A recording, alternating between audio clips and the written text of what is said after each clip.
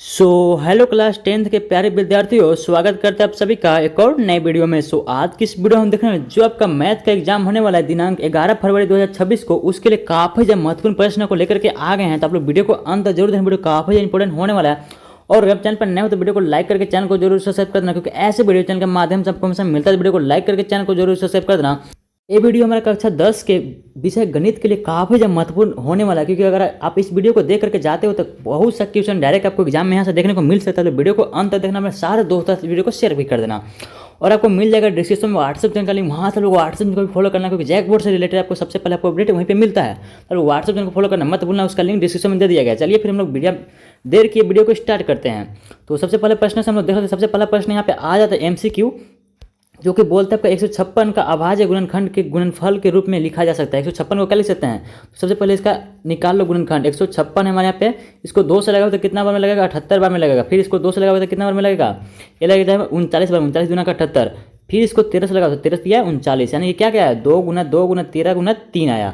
कहाँ पे? Option number B में देखो, 2 गुना 2 गुना 3 गुना 13, यही हमारा सेम टू सेम आया हुआ था, यानी कि ऑप्शन नंबर बी बिल्कुल हमारा राइट आंसर हो जाएगा। ठीक है, काफ़ी आसान प्रश्न था। नेक्स्ट हम क्वेश्चन नंबर 2 को देखो। क्वेश्चन नंबर 2 देखो, काफ़ी ज़्यादा लॉजिक वाला प्रश्न है। 6/15 दे दिया, पूछ रहा है कि इसका दशमलव प्रसारण कैसा है? शांत है, अशांत आवर्ती है, फिर अशांत अनावर्ती है, फिर इनमें से कोई नहीं। इसका राइट आंसर क्या हो जाएगा? देखो सबसे पहले तो इसको काट लो। कट रहा है, कितने से कट रहा है? 3 से कट रहा है। 3 से 2 बार में और 3 से 5 बार में कितना हो गया? 2/5 आ गया।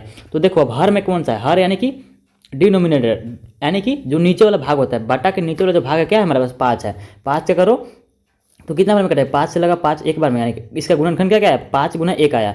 यानी कि गुणनखंड में उसका सिर्फ कितना कितना कितना रहना चाहिए? तो 2 और 5 ही रहना चाहिए। 2 और 5 ही रहना चाहिए, यानी कि 1 से भी कोई दिक्कत हमें है नहीं। ठीक है, तो 2 और 5 ही है क्या है? सिर्फ 2 और 5 ही है, यानी कि 2 नहीं है चलेगा, यानी कि सिर्फ 5 है, यानी कि क्या हो जाएगा हमारा शांत हो जाएगा। ठीक है, अगर ऐसा होता तो हमारा क्या हो जाता है? शांत हो जाएगा। ऑप्शन नंबर ए बिल्कुल हमारा राइट आंसर हो जाएगा। ठीक है, आगे देखो, काफ़ी आसान प्रश्न है। क्वेश्चन नंबर 3 बोलता है किसी बहुपद px के लिए ग्राफ आकृति में दिया गया है, बहुपद के शून्यकों की संख्या निम्न में से चुने, कौन सा हो जाएगा?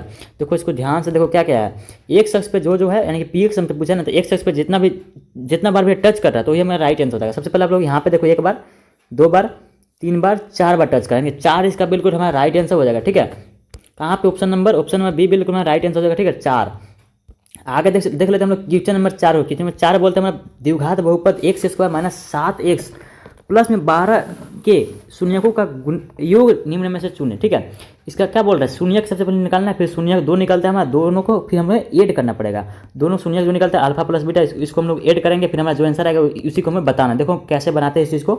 यहाँ पे देखो ऐसा क्वेश्चन पूछा जाएगा। यहाँ पे जरूरी नहीं है कि आपका सेम टू सेम आपका रहेगा, लेकिन ऐसा क्वेश्चन रहेगा। ठीक है, तो ऐसे क्वेश्चन अगर ऐसे पूछ जाता है कैसे सोल्यूशन करना, चलिए मैं बताता हूँ आप लोगों को। ठीक है, तो आपको दे देगा x² माइनस 7x प्लस में 12। ठीक है, तो सबसे पहले इसको गुणनखंड करना है।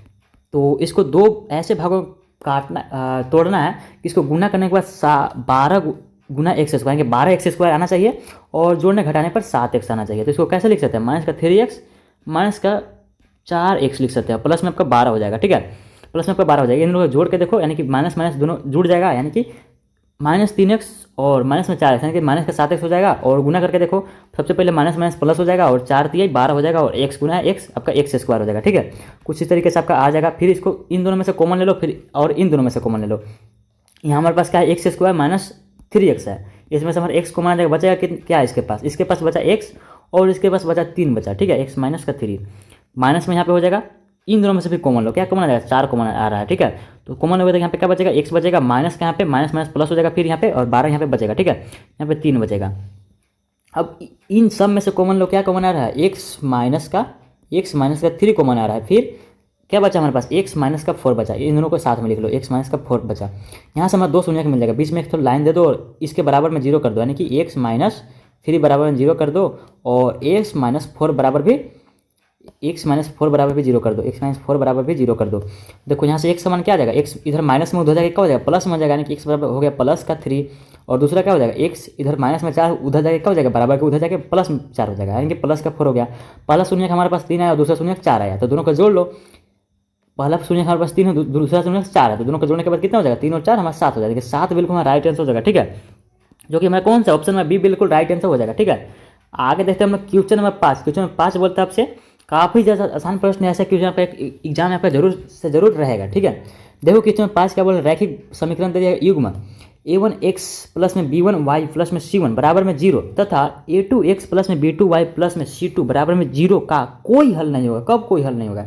जब हमारा क्या हो जाए a1 बटा में a2 बराबर b1 बटा में b2 बराबर नहीं होना चाहिए c1 बटा में c2, तो क्या हो जाएगा? कोई हल नहीं होगा। यानी ऑप्शन नंबर ए बिल्कुल राइट आंसर हो जाएगा। ठीक है, क्वेश्चन 5 का ऑप्शन नंबर ए। आगे देख सकते हो क्वेश्चन नंबर 6 क्या बोलता है हमसे, समीकरण x माइनस वाई प्लस में 9 बराबर में 0, 3x माइनस में 2y प्लस में 12 बराबर में 0 के द्वारा निरूपित रेखाएं कैसी होगी? तो इसके द्वारा जो निरूपित रेखा है जो कि प्रतिच्छेदी हो जाएगा। ठीक है, यानी कि 6 का कौन सा हो जाएगा? 6 का हमारा हो जाएगा ऑप्शन नंबर सी, यानी कि प्रतिच्छेदी। इसका बिल्कुल राइट आंसर। देखो कैसे होगा प्रतिच्छेदी, चलो मैं बताता हूँ। इसका लॉजिक काफ़ी ज़्यादा सिंपल है। ऐसा क्वेश्चन अगर आता है तो आप लोग आसानी से कर सकते हो। सबसे पहले यहाँ पे देखो, इसमें मिलेगा a1 b1 और c1 मिलेगा, और इसमें हमारा मिलेगा a2 b2 और c2 मिलेगा। देखो यहाँ पे a1 का वैल्यू कितना हो जाएगा? x के साथ कौन सा संख्या 1 है, देखिए a1 का वैल्यू हमारे पास कितना हो गया? 1 हो गया। उसके बाद देखो b1 का वैल्यू कितना मिलेगा? b1 का वैल्यू हमारे 4 के साथ लिखते हैं, तो इस पर कौन सा पूर्णांक है? माइनस पूर्णांक है। ठीक है, तो y के साथ कौन सा संख्या 1 है, तो माइनस में 1 हो जाएगा। कुछ नहीं है तो वहाँ पे 1 है ना।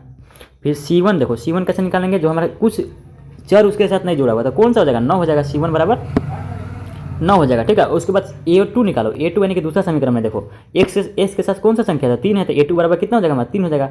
फिर b2 बराबर देखो, b2 बराबर कितना हो जाएगा? जो हमारे y के साथ जो संख्या माइनस का 2 हो जाएगा, इसको माइनस के साथ लिखेंगे। उसके बाद c2 बराबर कितना हो जाएगा? c2 बराबर जो कि हमारे किसी भी चर के साथ नहीं, यानी कि 12 हो जाएगा। फिर देखो क्या करोगे, इसको कर दो a1 बटा में a2 कर दो। a1 बटा में a2 यानी कि 1 बटा में a1 बटा में a2 यानी कि 1 बटा में 3 हो जाएगा। ठीक है, उसके बाद बराबर में करो b1 बटा में b2 माइनस का 1 बटा में 2 माइनस का 2। ठीक है, b1 बटा में b2 यानी कि माइनस का 1 बटा में माइनस का 2 हो जाएगा। ठीक, ये माइनस से माइनस कट जाएगा। उसके बाद बराबर करो c1 बटा c2 यानी कि 9 बटा में 12 इसको काटो तो कितना नंबर कटेगा? 3 और नीचे 4 आ जाएगा। ठीक है, आपका 3 और 4 आएगा। क्या ये बराबर है? इससे नहीं है। क्या ये बराबर है? इससे नहीं है। तो अगर यही बराबर नहीं तो आगे चेक करने की जरूरत है नहीं। तो हमारा क्या हो जाएगा? प्रतिच्छेदी रेखा, ऐसे रेखा को हम लोग बोलते हैं। यानी कि जब इसको ग्राफ पे आप लोग बनाओगे इन दोनों समीकरणों को, तो रेखाएं जो दिखेगी आपको प्रतिच्छेद करती हुई नजर आएगी। ठीक है, तो आगे हम क्वेश्चन नंबर 7 को दे। क्वेश्चन नंबर 7 बोलता है आपका समीकरण युग्म, यानी कि समीकरण युग्म यानी कि दो समीकरण आपके पास दे दिया का हल हमसे पूछ रहा है। यानी कि एक्स और वाई का सिंपल सा हल आपसे पूछ रहे क्या होगा। इसको सबसे सिंपल जो तरीका होता है विलोपन विधि होता है। विलोपन विधि से आप लोग निकाल लो, या फिर आप लोग चाहो तो प्रतिस्थापन से भी निकाल सकते हो, ग्राफीय विधि से निकाल सकते हो। लेकिन अगर आपसे पूछ रहा है ऑब्जेक्टिव में तो आप लोग विलोपन विधि से निकालना। ठीक है, और ऐसे तो आपका एक सब्जेक्टिव में भी रहेगा ग्राफीय विधि से हल कीजिए समीकरण को। तो ग्राफीय विधि से हल करना है, काफ़ी आसान होता है। आप लोग उस चीज़ को 5 नंबर में पूछता है। ठीक है, 5 नंबर आसानी से उठा सकते हो। समीकरण क्या है हमारे पास? 2x प्लस में y बराबर में 6y। दूसरा समीकरण क्या है? इसके जस्ट नीचे लिख दो। ठीक है, 5x माइनस में y बराबर में 1। तो यहाँ तो माइनस प्लस करने की जरूरत है नहीं, क्योंकि ये सीधा सीधा कट जा रहा है। ठीक है, तो इन दोनों का जोड़ लो, कितना हो जाएगा? 5 और 2 7 x हो जाएगा। यहाँ तो कुछ बचा नहीं, बराबर में कितना हो जाएगा? बराबर में 6 और 1 7 हो जाएगा। और x बराबर जब करोगे तो 7 7 से कट जाएगा, 7 बटा 7 हो जाएगा। बराबर में कितना बचेगा? 1। x का वैल्यू हमारे पास कितना मिल गया? 1 मिल गया। यानी कि कहाँ का x का वैल्यू 1 है, तो यह तो हमारे ऑप्शन नंबर ए होगा, क्योंकि यहाँ पे x का वैल्यू 1 है। या तो ऑप्शन नंबर डी होगा, नहीं डी में तो -1 है, तो ऑप्शन नंबर बी ही राइट आंसर हो जाएगा। देखो 1 का वैल्यू हम लोग समीकरण किसी भी समीकरण में रख के देखो, मान y का वैल्यू 4 ही आएगा, क्योंकि ये ऑप्शन नंबर हो जाएगा। ठीक है, रख के देखो एक्स की जगह पर यहाँ पे 1 रख दो, यानी कि 5 गुणे 1 कितना हो जाएगा? 5 हो जाएगा। माइनस में y बराबर में 1 है, यानी कि 5 माइनस में y बराबर में 1 है। यहाँ से आप लोग y का वैल्यू निकाल लो। 5 माइनस में 1 बराबर में हो जाएगा कितना? y हो जाएगा। तो कितना आ जाएगा? x का वैल्यू 4 आ जाएगा। ठीक है, 4 आ जाएगा बराबर में y, यानी कि y का वैल्यू कितना आ गया? 4 आ गया। यानी कि कौन सा हो जाएगा? ऑप्शन नंबर बी बिल्कुल राइट आंसर होगा। ठीक है, x का वैल्यू 1 और y का वैल्यू 4। नेक्स्ट हम लोग क्वेश्चन नंबर 9 को देखा। क्वेश्चन नंबर 9 बोलता है आपसे निम्नलिखित में से कौन द्विघात समीकरण है। यहाँ पे आपसे पूछ रहा है कि कौन सा द्विघात समीकरण। द्विघात समीकरण का मूल रूप कौन सा होता है? ए का ax² प्लस में by प्लस में c बराबर में कितना हो जाएगा? 0 होना चाहिए। आपका द्विघात समीकरण का रूप होता है, कुछ इसी रूप में आपका होना चाहिए। वो आपका क्या हो जाएगा? द्विघात समीकरण हो जाएगा। तो देखो कौन सा हो जाएगा, इसका स्क्वायर करके देखो, तो ये ऑप्शन नंबर ए ही बिल्कुल राइट आंसर होगा। ठीक है, बाकी बात को आप लोग कैलकुलेट करके देख सकते हो, ऑप्शन नंबर ए ही आएगा। ठीक है, ऑप्शन नंबर ए बिल्कुल राइट आंसर होगा। ठीक है, x-3 का होल स्क्वायर करो तो x² माइनस में 6x हो जाएगा, माइनस में 3 रहेगा, प्लस में 3 रहेगा। ठीक है, कुछ इस तरीके से आपको करोगे तो यहाँ पे क्या जाएगा? दोनों बराबर आ जाएगा, यानी कि द्विघात समीकरण हो जाएगा। Option number A. आगे चलो तो क्वेश्चन नंबर 10। क्वेश्चन नंबर 10 बोलते हैं हमारा द्विघात समीकरण x² प्लस में 7x प्लस में 6 के मूलों की प्रकृति है। मूलों की प्रकृति किससे निकालते हैं हम लोग? विविधकर से निकालते हैं। विविधकर निकालने का फॉर्मूला क्या होता है? विविधकर फॉर्मूला डी से डिनोट करता है। डी बराबर होता है हमारा b² माइनस का 4ac बराबर होता है। ठीक है, यहाँ से देखो b का वैल्यू कौन सा हो जाएगा? जो कि हमारा x के साथ है। x के साथ कौन सा संख्या है? 7 है। 7 का स्क्वायर माइनस में 4 का फार्मूला से ए का वैल्यू कौन सा हो जाएगा, जो कि हमारा एक्स स्क्वायर के साथ है। एक्स स्क्वायर के साथ कौन सा संख्या, एक है, कुछ नहीं है तो यहाँ पे एक है ना। सी का वैल्यू कितना हो जाएगा, जो हमारे किसी भी चर के साथ नहीं है, यानी कि कौन सा 6 हो जाएगा। 7 का स्क्वायर 49 माइनस में 4 गुना 1 4 और 6 चौका 24 हो जाएगा। ठीक है, 24 हो जाएगा। 49 में से 24 घटा दो कितना बचेगा, ये हमारा 25 आ जाएगा ना। 25 क्या है, प्लस में आया था। प्लस में आने का क्या मतलब होता है, प्लस में अगर आता है आपका संख्या तो इसका मतलब होता है कि वो कैसा होगा, वो हो जाएगा हमारा वास्तविक तथा असमान होगा। ठीक है, इस चीज़ को याद रखना, अगर विविधता अगर प्लस में आता है तो इसका मतलब होता है कि वास्तविक तथा असमान हो जाएगा। ठीक है, नेक्स्ट हम लोग क्वेश्चन नंबर, अगर 0 आता है तो उसको हम क्या बोलेंगे, समान बोलेंगे। आगे देख लेते हैं हम क्वेश्चन नंबर 11। क्वेश्चन नंबर 11 बोलता है आपसे, यदि द्विघात समीकरण एक्स स्क्वायर माइनस में 4x प्लस में के बराबर 0 का मूल समान है। मूल समान होता है तो हमारा क्या होता है, मैंने अभी बताया कि 0 अगर आता है तो हमारा क्या हो जाता है, मूल समान हो जाता। समान हो जाता है यानी कि क्या हो जाएगा, डी का मान हमारा 0 दिया हुआ है। ठीक है, बोल रहा है कि मूल समान है इसका, तो डी बराबर हम लोग 0 लेंगे। कुल मूल समान हो तो के का मान से पूछ रहा है, यानी कि डी बराबर डी बराबर बी स्क्वायर माइनस का 4ac होता है ना। तो डी का वैल्यू हमारे पास कितना दिया, 0 दिया हुआ है, क्योंकि इसका मूल समान है तो 0 ही आएगा। तो बी स्क्वायर का वैल्यू निकाल लो, बी स्क्वायर का वैल्यू कितना हो जाएगा, माइनस बी का वैल्यू कितना है, माइनस का 4 है, माइनस का 4 का स्क्वायर हो जाएगा माइनस में 4 इंटू ए का वैल्यू कितना है, ए का वैल्यू जो कि हमारा एक्स स्क्वायर के साथ है, कौन सा संख्या 1 है, गुना में सी का वैल्यू कितना है, सी का वैल्यू हमारे पास के है। इसी के को हमें निकालना, 0 बराबर कितना हो जाएगा, माइनस का 4 का स्क्वायर, माइनस का स्क्वायर प्लस और 4 का स्क्वायर 16 हो जाएगा, माइनस में 4 गुना 1 गुना के 4 के। अब देखो इस 4 के इधर माइनस में इधर आके क्या हो जाएगा, बराबर के इधर के प्लस में हो जाएगा, यानी कि 4 के बराबर में 16। यहाँ से आप लोग के का वैल्यू निकाल लो, के बराबर कितना हो जाएगा, जब ये 4 उधर जाएगा तो क्या हो जाएगा, गुना में उधर जाके भाग में हो जाएगा, यानी कि 16/4 हो जाएगा। इसको काटोगे तो कितना आएगा, 4 आ जाएगा, यानी कि के का वैल्यू कितना है, 4 है, यानी कि ऑप्शन नंबर कौन सा हो जाएगा, ऑप्शन नंबर सी बिल्कुल राइट आंसर हो जाएगा। ठीक है, ऑप्शन नंबर सी 4 इसका राइट आंसर हो जाएगा।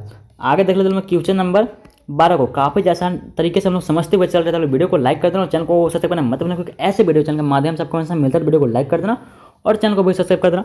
काफ़ी आसान भाषा सबको समझाया जा रहा है, ऐसा कोई समझाने वाला नहीं मिलेगा आपको यूट्यूब पे। सीधा सीधा बहुत सा मिलेंगे जो आपको आंसर टिक करा देंगे, बी लिखो, सी लिखो, डी लिखो, लेकिन मैथ यहाँ पे आंसर टिक कराने वाला नहीं होता है। मैथ को लॉजिक के साथ समझोगे तो बहुत मजा आएगा पढ़ने में उसको। क्वेश्चन 12 बोलता है आपसे 24, 21, 18 का सार्वअंतर क्या है। तो सार्वअंतर का मतलब क्या होता है, दूसरा पद माइनस पहला पद। दूसरा पद यानी कि जो हमारा इसमें दूसरा कौन सा है, दूसरा नंबर पर हमारा 21 है, और पहला पद कौन सा हो जाएगा, जो पहला नंबर पर यानी कि 24 हो जाएगा। दोनों को माइनस करने पर कितना आता है, -3 आता है, यानी कि इसका राइट आंसर क्या हो जाएगा, -3 हो जाएगा, जो कि हमारा कौन सा ऑप्शन नंबर डी बिल्कुल राइट आंसर हो जाएगा। ठीक है, a2 माइनस a1 करना है, यानी कि दूसरा पद में से पहला पद निकालना, आपका सार्वअंतर निकल जाएगा। ऑप्शन नंबर डी इसका हो जाएगा -3। आगे देखते हैं हम लोग क्वेश्चन नंबर 13 को। क्वेश्चन नंबर 13 बोलता है आपसे, क्वेश्चन नंबर 13 आपसे क्या बोल रहा है, एपी दिया हमारे पास 2, 7, 12 का 10वां पद हमसे पूछ रहा है। 10वां पद यानी कि एन का वैल्यू, 10वां पद मतलब एन का वैल्यू, एनवां पद यानी कि ए 10 का वैल्यू हमसे पूछ रहा है, बराबर में a plus n minus 1 into d का फॉर्मूला होता है। फॉर्मूला को याद रखना, क्वेश्चन आसानी से बनेगा। ए का वैल्यू कितना है, पहला पद कौन सा, पहला पद हमारा 2 है, 2 प्लस में एन का वैल्यू कितना हो जाएगा, एन का वैल्यू जो निकालना है, 10 निकालना है ना, 10 माइनस में 1, और डी का वैल्यू कितना है हमारे पास, डी का वैल्यू 7 में से 2, यानी कि दूसरा पद में से पहला पद को घटा दो, 7 में से 2 घटेगा कितना बचेगा, 5 बचेगा, हमारा डी हो जाएगा। तो बराबर में 2 प्लस में 10 में से 1 जगह 9 बचेगा, और 9 गुना 5 कर दो तो 45 हो जाएगा। ठीक है, 9 5 45 हो जाएगा, बराबर में कितना है, 9 45 और 2 47 हो जाएंगे। 47 किसका माना है, ए 10 का माना है, जो कि हमें निकालना था। कौन सा ऑप्शन हो जाएगा, देखो ऑप्शन में बी बिल्कुल राइट आंसर, जो कि हमारा 47 दिया हुआ है, ऑप्शन में B is the right answer. आगे देख सकते हो क्वेश्चन नंबर 14 क्या बोलता है हमसे। 14 बोल रहा है समरूप त्रिभुज के संगत कोण कैसे होते हैं। ये देखो कितना बच्चा वाला सवाल है। देखो दो समरूप त्रिभुज, समरूप कहने का मतलब है कि अगर इसी को बढ़ा करके अगर कितना भी बड़ा कर दो, दोनों क्या आपस में समरूप है, लेकिन आकार सेम होना चाहिए, इसका बीच का कोण भी बराबर होता है। ठीक है, तो इसका कोण क्या हो जाता है, बराबर हो जाता है। ऑप्शन नंबर कौन सा हो जाएगा, ऑप्शन नंबर ए हो जाता है। समरूप त्रिभुज के संगत कोण, इसका संगत ए वाला होगा ना, तो इसका एक इससे कोण बराबर होगा। ठीक है, आगे देख लेते हैं क्वेश्चन नंबर 15 क्या बोलता है आपसे। यदि त्रिभुज ए बी सी हमें यहाँ पे दिया हुआ है, ठीक है, इसका बात कर रहा है, में डी समांतर है बी सी के, यानी कि बोल रहा है आपसे ये जो रेखा दिया आपसे और ये जो बी सी है भुजा किसका, त्रिभुज का, दोनों क्या आपस में समांतर है।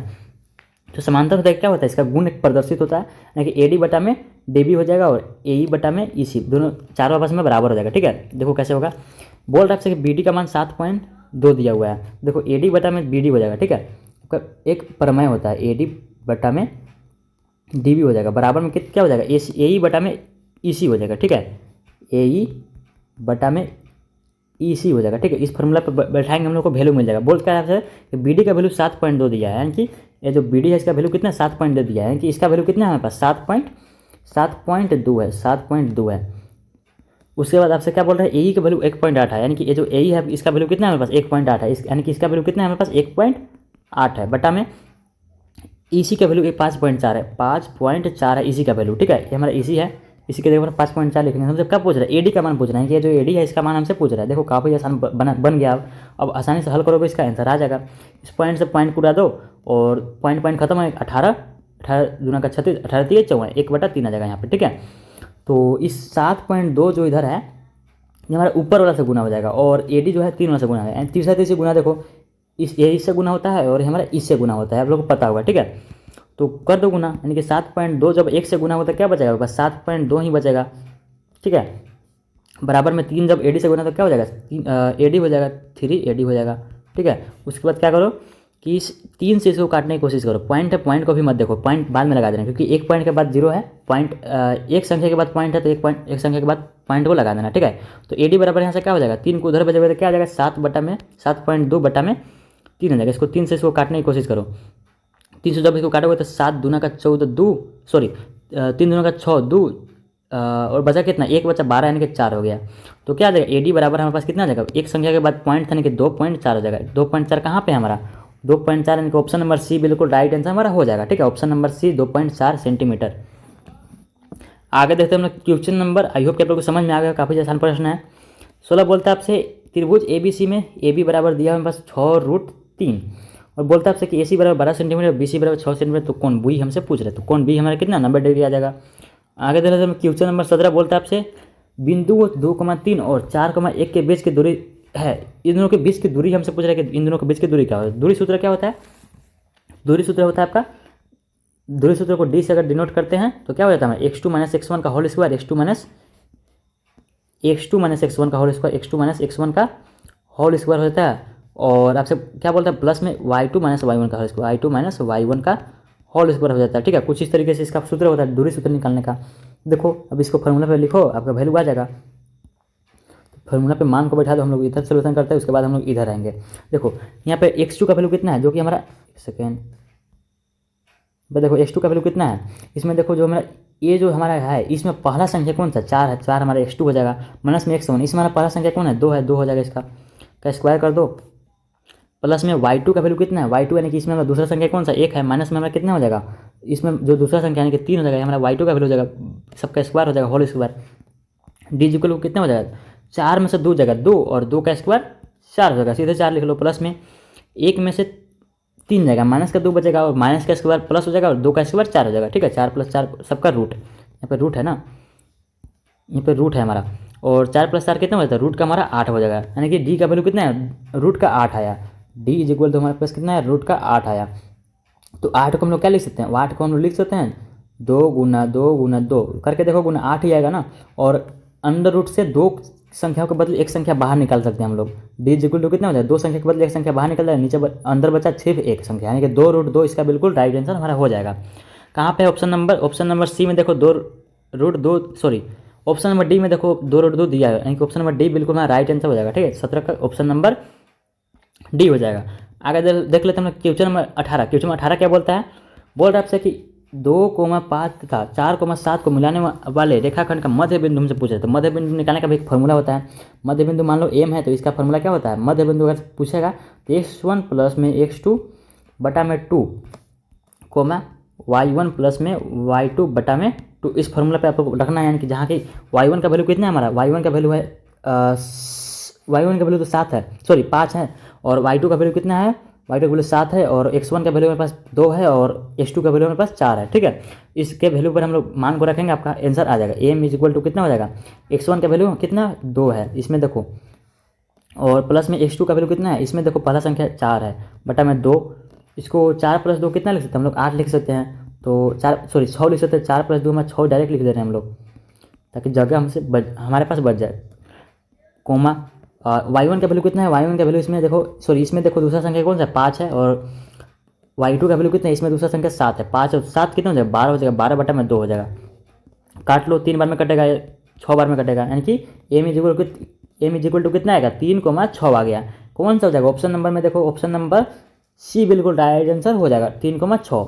आगे देख लेते हैं क्वेश्चन नंबर 19 को। क्वेश्चन 19 बोलता है आपसे यदि 0,0 5,0 0,6 हो तो त्रिभुज ABC का क्षेत्रफल कितना होगा, इसका हमसे क्षेत्रफल पूछ रहा है। तब लोग फार्मूला पता होगा, फार्मूला क्या होता है इसका 1/2। इसमें गलत होने का ज़्यादा से चांस होता है। अब लोग ध्यान से इसको कैलकुलेशन करना, y2 minus y3, 1/2 y2 minus y3 और प्लस में x2 into y3 minus y1 plus में x3 आगे उसके आगे चल रहा है ना, x3 इंटू y1 माइनस में y2 इसका एक फार्मूला होती है। अगर इस फार्मूले पर लोग बनाते हो तो आपका आंसर इसका कितना आ जाएगा, इसका आंसर आ जाएगा ऑप्शन में बी, यानी कि 15 वर्ग मीटर आ जाएगा। ठीक है, आप लोग सोल्यूशन करके देख लेना, आपका यही आंसर आएगा। ठीक है, इसी फार्मूला पे आप लोग सारा का सारा मान बैठा दो, आपका आंसर आ जाएगा। मैंने बता दिया किसको क्या बोलते हैं, x1 कौन है, इसमें x2 कौन है, y2 कौन है। देखो इसमें हमारा x1 y1 मिलता है, इसमें हमारा x2 y2 मिलेगा, इसमें हमारा x3 y3 मिलेगा। इस चीज़ को आप लोग याद रखना, उस फार्मूला पे बैठा करके आप लोग देखो, आपका आंसर आ जाएगा। नेक्स्ट क्वेश्चन आता है हमारा 10 a का वैल्यू हमारे पास कितना है, 3/5 है। 10 a का वैल्यू, सॉरी साइन a का वैल्यू ना, साइन a का वैल्यू हमारे पास कितना है, 3/5 है, 3/5 है। इसका मान कितना होता है, इसका फार्मूला क्या होता है, इसका फार्मूला से हमारा p/h होता है, p/h होता है, यानी कि हमारे पास p का वैल्यू कितना है, 3 है, और इसका वैल्यू हमारे पास कितना है, 5 है। तो हमसे पूछ क्या रहा है, 10 a बराबर पूछ रहा है कि 10 a का मान कितना होगा। तो देखो 10 a का फार्मूला क्या होता है, 10 a का फार्मूला हमारे पास कितना होता है, p/b होता है। तो हमारे पास क्या है, हमारे पास बी तो दिया हुआ, लेकिन हमारे पास बी नहीं है, तो हम लोग बी को निकालने की कोशिश करेंगे। बी निकालो, उसके बाद हमारा आंसर आ जाएगा। ठीक है, देखो पाइथागोरस फार्मूला से चलो, h² इज इक्वल टू क्या होता है, p² प्लस में b का स्क्वायर होता है।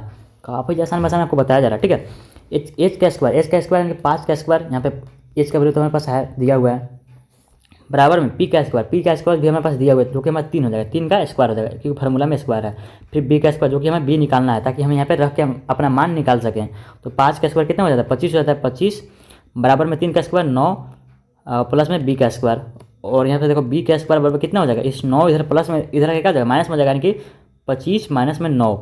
तो b का स्क्वायर यहाँ पे देखो b का स्क्वायर बराबर कितना होता है, b का स्क्वायर बराबर होता है हमारे पास 25 में से 9 हो जाएगा, यानी कि 25 में से 9 जाएगा, कितना बचेगा, 16 बचेगा। और जब स्क्वायर इधर जाएगा तो किस में बदलेगा, रूट में बदलेगा, यानी कि देखो b बराबर हो जाएगा हमारा रूट का 16 हो जाएगा। रूट का 16 कितना निकलता है, रूट में से 16 बाहर 4 निकलता है, यानी कि p का वैल्यू तो हमारे पास 3 था यहाँ पे पहले से ही, लेकिन हमें किसका वैल्यू चाहिए था, b का वैल्यू चाहिए था, जो कि मैंने निकाला अभी कितना, अभी 4 निकाला, 3/4 इसका बिल्कुल राइट आंसर हमारा हो जाएगा, जो कि कहाँ पे ऑप्शन में सी बिल्कुल हमारा राइट आंसर हो जाएगा। ठीक है, 3/4।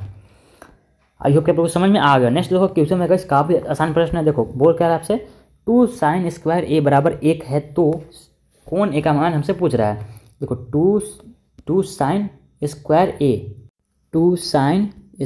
a बराबर हमारे पास कितना है, 1 दिया हुआ है। तो लोग पता होगा यहाँ पे देखो sin स्क्वायर a बराबर कितना लिख सकते हैं, 1/2 लिख सकते हैं, हाँ लिख सकते हैं। देखो ये जो 2 इधर गुना में था, इधर क्या हो गया, भाग में हो गया। तो sin a बराबर कितना लिख सकते हैं, ये जो स्क्वायर है इधर, यहाँ पे स्क्वायर लिखो या फिर यहाँ पे स्क्वायर लिखो, तो बात तो बराबर है।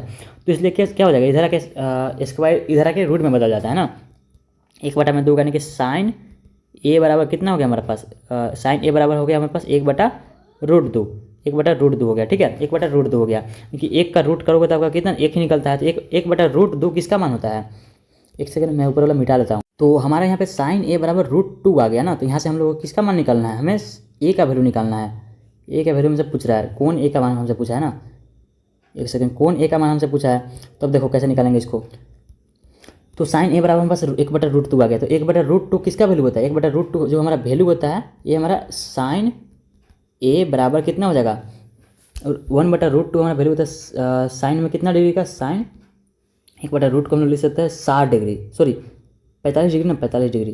तो एक साइन से साइन मान लो कट गया, काटना नहीं लेकिन मान लो कट गया, ये बराबर कितना होता है 45 डिग्री हो जाएगा। अब बोलोगे कि नहीं समझ में आया। देखो 1/√2 किसका वैल्यू होता है, साइन में, साइन 45 डिग्री का वैल्यू होता है, आप लोग पता होगा। ठीक है, तो ये जो साइन 45 डिग्री इसको हम लोग लिख सकते हैं 1/√2 को जरूरत के अनुसार। ठीक है, तो साइन बटा साइन से साइन मान लो कट गया, तो ये क्या वैल्यू कितना हो जाएगा, 45 डिग्री आ जाएगा। कौन सा हो जाएगा, ऑप्शन नंबर 21 का ऑप्शन में बी बिल्कुल राइट आंसर हो जाएगा। ठीक है, आगे देखो क्वेश्चन 22 काफ़ी आसान प्रश्न है। अभी 22 बोलता है आपसे कि कोस 48 डिग्री बराबर दिया हुआ है 48 डिग्री माइनस में साइन 42 डिग्री का मान होगा, हमसे इसका मान पूछ रहा है। तो देखो कोस 48 डिग्री माइनस में साइन 42 डिग्री, इसका हमसे मान पूछ रहा है। देखो कोस को हम लोग चेंज कर सकते हैं किस में, कोस 48 को हम लोग क्या लिख सकते हैं, 90 - 42 लिख सकते हैं, हाँ लिख सकते हैं। इसको 10 का 10 छोड़ दो, यहाँ पे 42 है, यहाँ पे हमारा क्या है 42 है। उसका देखो साइन 42 का 42 यहाँ पे रहेगा, ठीक है 42 डिग्री। देखो कोस 90 - थीटा, कोस 90 - थीटा फॉर्मूला होता है, कोस 90 - थीटा क्या हो जाता है साइन थीटा, तो साइन 42 हो जाएगा, ठीक है। साइन 42 बराबर माइनस में साइन 42 का 42, यहाँ पे भी मैंने 45 लिख दिया, देखो क्या हो रहा है मेरे से, फिर साइन 42 हो जाएगा, ठीक है। और यहाँ पे साइन 42 और साइन 42 दोनों क्या हो जाएगा, कट जाएगा, बराबर कितना बचेगा, 0 बचेगा, दोनों तो कट गया, तो क्या हो जाएगा ऑप्शन नंबर बी बिल्कुल राइट आंसर होगा, ठीक है 0। आगे देख लेते हैं क्वेश्चन नंबर 23 को। क्वेश्चन नंबर 23 बोलता है आपसे, भूमि के एक बिंदु से जो मीनार के पास बिंदु से 30 मीटर की दूरी पर है, 30 मीटर की दूरी पर है, तो मीनार के शिखर का उन्नयन कोण हमसे पूछ रहा है, उन्नयन कोण 30 डिग्री दिया हुआ है, तो हमें मीनार की ऊंचाई बोल रहा है, ठीक है। तो मान लो कोई भूमि का पाद बिंदु है, यहाँ पे यहाँ से मीनार के शिखर के ये हो गया मीनार, ठीक है मीनार हो गया हमारा। यहाँ से जो हमारा कोण है हमारा कितना 30 डिग्री है, कोण हमारा कितना है 30 डिग्री मान लो है, कोण 30 डिग्री। आप सब क्या बोल रहे हैं, जो दूरी हमारा 30 मीटर है, क्योंकि इसका दूरी कितना हमारे पास 30 मीटर दिया हुआ है, हमसे बोल रहा है इसका क्या बोल रहा है, इसका ऊंचाई पूछ रहा है कि ये बराबर हमारा क्या होगा। देखो 30 बराबर क्या हो जाएगा हमारा टेन थीटा, यहाँ पर क्या लिखते हैं हमारा टेन थीटा लगता है, तो इसको हम लोग थोड़ा सा ऊपर लिख लेते हैं, तो टेन थीटा लगता है हमारा, टेन थीटा बराबर कितना होता है हमारा P/H होता है, P/H होता है। तो टेन थीटा बराबर कितना हो जाएगा, टेन कितना डिग्री 30 डिग्री तो हमारे पास दिया हुआ है, टेन 30 डिग्री बराबर कितना हो जाएगा P/H। पी का वैल्यू हमारे पास क्या दिया हुआ है, पी का वैल्यू हमारे पास नहीं दिया हुआ है, क्योंकि हमें यही तो वैल्यू निकालना है जो कि हमारा परपेंडिकुलर यही तो होता है, यही हमारा परपेंडिकुलर होता है यानी कि लंब होता है। तो P/H, एच यानी कि हाइट इसका, एच यानी कि हाइट नहीं सॉरी हाइपोटेनस, ठीक है हाइपोटेनस, सॉरी यहाँ पे तो बी होगा ना, फॉर्मूला में मैंने गलत लिख दिया, यहाँ पे P/B होता है, तो बी का वैल्यू हमारे पास कितना है 30 डिग्री, यानी कि बेस का वैल्यू हमारे पास 30 दिया हुआ है 30, ठीक है। तो उसके बाद यहाँ पे 30 से इसको क्या कर लो, इसको गुना कर लो, सॉरी यहाँ पे पहले tan 30 डिग्री का मान रखो, tan 30 डिग्री का मान हमारा कितना होता है 1/√3 होता है, बराबर कितना हो जाएगा P/30 हो जाएगा। अब यहाँ पे देखो कैसे करना है इसको, अब सिंपल बन चुका है, इसको P का गुना कर दो √3 से, और 30 का गुना हो जाएगा 1 से, यानी कि 30 यहाँ पे गुना हो जाएगा। P जब √3 से गुना होता है P√3 बराबर में 30 हो जाएगा, ठीक है। P बराबर कितना लिख सकते हैं 30 बटा में √3, यहाँ पे से P का वैल्यू यानी कि इसका वैल्यू तो हमें मिल गया है कितना 30 बटा में √3, लेकिन यहाँ पे जब आप लोग ऑप्शन देखो तो यहाँ पे कहीं पे भी आपको 30 बटा में √3 नहीं देखने को मिलेगा, यानी कि P बराबर कितना है हमारा 30 बटा में √3 आता है। इसका प्रमेयकरण कर देंगे हम लोग, प्रमेयकरण के √3 से गुना कर देंगे, √3 से भाग कर देंगे, जो हमारा नीचे था रूट में, क्योंकि नीचे रूट में नहीं रहता है, तो रूट से हम लोग गुना कर देंगे, रूट से हम लोग भाग कर देंगे, तो P इक्वल टू कितना हो जाएगा 30√3 हो जाएगा, 30√3, ये जो हमारा इससे गुना हो जाएगा और ये जो हमारा इससे गुना हो जाएगा, ठीक है। रूट से रूट जब गुना होता है तो रूट हट जाता है, यानी कि नीचे सिर्फ 30 बचेगा, इसको काटो तो कितना 10 में कटेगा, यानी कि कुल मिलाकर आंसर कितना आ गया हमारा 10√3 आ गया, 10√3 कौन सा हो जाएगा ऑप्शन नंबर बी बिल्कुल राइट, सॉरी सी बिल्कुल राइट आंसर हमारा हो जाएगा, ठीक है 10√3। आगे क्वेश्चन नंबर, ज़्यादा क्वेश्चन नहीं बचा हुआ है, वीडियो का ड्यूरेशन ज़्यादा हो सकता है, लेकिन हमको कॉन्सेप्ट के साथ समझाया जा रहा है, ठीक है। 24 बोलता है आपसे कि एक वृत्त की कितनी स्पर्श रेखा हो सकती है, तब अनंत स्पर्श रेखा हो सकती है, आँख बंद करके आंसर देना है इसका। आपसे क्या बोल रहा है TQ केंद्र O वाले किसी वृत्त पर 2 स्पर्श रेखा, यहाँ पर क्या है 2 स्पर्श रेखा आपसे बोल रहा है, ठीक है। आपसे बोल रहे हैं 2 स्पर्श रेखा इस प्रकार है कि कोण POQ बराबर कितना 110 डिग्री, आपका 110 डिग्री आपसे क्या बोल रहा है, तो आपसे बोल रहा है कि इस कोण का हमसे मान पूछ रहा है, ठीक है कौन इसका मान पूछ रहा है। तो ये हमारा एक चतुर्भुज बन रहा है ना, चतुर्भुज हमारा यहाँ पे बन रहा है, तो चतुर्भुज के अंतःकोण का मान कितना होता है, तो 360 डिग्री होता है।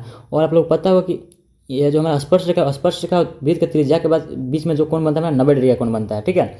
तो ए 90 डिग्री और 110 डिग्री, यानी कितना लिख सकते हैं 90 प्लस 110, हमें निकालना कौन है कोण टी बराबर कितना 360 लिख सकते हैं, क्योंकि चतुर्भुज के अंतःकोण का मान कितना होता है 360 होता है, तो 90 प्लस 90 आपका कितना हो जाएगा 180 हो जाएगा, 180 और 110 180 और 110 190 यानी कि 290 हो जाएगा ना, 290 प्लस कोण टी बराबर में 360। अब देखो कोण टी बराबर कितना हो जाएगा 360 माइनस में 290, इसको माइनस कर दो, यानी कोण टी बराबर कितना हो जाएगा, कोण टी बराबर कितना हो जाएगा 260 में से 290 घटा लो, कितना बचेगा 60 और 10 यानी कि 70 हो जाएगा, 70 डिग्री। कहाँ पे ऑप्शन नंबर बी में देखो तो 70 डिग्री इसका बिल्कुल राइट आंसर हो जाएगा, ठीक है। आगे देख रहे हो क्वेश्चन नंबर 26 बोलता है आपसे यदि एक वृत्त का परिमाण और क्षेत्रफल संख्यात्मक रूप से बराबर है तो उस वृत्त की त्रिज्या क्या होगा। देखो वृत्त का परिमाप बराबर, परिमाप क्या होता है इसका 2πr होता है, 2πr बराबर में कितना हो जाएगा संख्यात्मक रूप से बराबर क्या क्षेत्रफल से, जो कि क्षेत्रफल क्या होता है πr² होता है, पाई से पाई कट जाएगा और आर से एक आर कट जाएगा, यानी क्या बचेगा 2 बराबर कितना बचा, इधर क्या बचा हमारा आर बचा, आर का वैल्यू कितना आ गया 2 आ गया, यानी कि 2 मात्रक, यानी कि ऑप्शन नंबर ए बिल्कुल हमारा राइट आंसर हो जाएगा। ठीक है, 2 इकाई 2 मात्रक। नेक्स्ट में क्वेश्चन नंबर 27 बोलता है आपसे एक घोड़ा 7 मीटर लंबे किसी रस्सी से एक घास के मैदान में बांधा है, उस भाग का क्षेत्रफल क्या होगा जिसमें घोड़ा घास चर सकता है। देखो कैसे निकालेंगे इसको। एरिया क्या होता है हमारा, एरिया होता है हमारा पाई आर स्क्वायर होता है। ठीक है, यहाँ पे हमारा क्या दिया हुआ 7 मीटर रस्सी का लंबाई दिया हुआ है, तो एरिया बराबर कितना हो जाएगा 7 मीटर रस्सी, यानी कि उसका त्रिज्या मान लिया जाएगा 22/7 इसका पाई का वैल्यू होता है, और 7 इसका आर हो जाएगा। 7 से 7 गया, यानी कि ए बराबर कितना हो जाएगा 22 गुना 7 कर दो, 22 गुना 7 कितना होता है आपका 22 गुना 7 होता है 154 सेंटीमीटर स्क्वायर, इसका बिल्कुल राइट आंसर हो जाएगा। ठीक है, इनका ऑप्शन नंबर ए बिल्कुल हमारा राइट आंसर हो जाएगा। ठीक है, आगे देखो क्वेश्चन नंबर 28 क्या बोलता है आपसे। 28 बोल रहा है आपसे कि सबसे बड़े बांस की लंबाई बताइए जो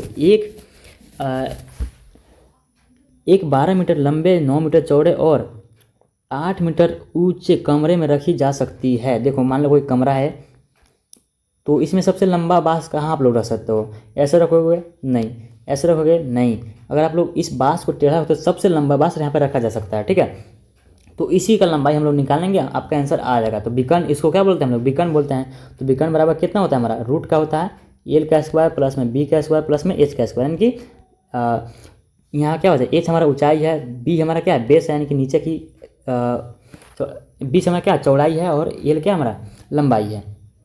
डी वैल्यू कितना हो जाएगा 3 वैल्यू हमारे पास दिया हुआ है, तीनों का स्क्वायर कर दो, यानी कि 12 का स्क्वायर प्लस में बी यानी कि 9 का स्क्वायर प्लस में एच यानी कि 8 का स्क्वायर। देखो यहाँ पे क्वेश्चन में दिया हुआ है। ठीक है, इसी वैल्यू को यहाँ पे रखा गया है। डी इज इक्वल टू कितना हो जाएगा रूट का 12 का स्क्वायर 144 प्लस में 9 का स्क्वायर 9 81 प्लस में 8 64 हो जाएगा। इसको जोड़ लो तो डी बराबर कितना हो जाएगा, इसको जोड़ने के बाद रूट का 289 आ जाएगा। ठीक है, इसको जोड़ कर देख लेना आप लोग 289 आएगा, तो रूट के अंदर से 289 कितना बार निकलता है, इसको हम लोग रूट का कितना लिख सकते हैं 17 गुना 17 लिख सकते हैं, 17 गुना 17 लिख सकते हैं। 2 के बदले हमारा रूट से बाहर निकलता है 1, इसका आंसर कितना आ जाएगा 17 आ जाएगा।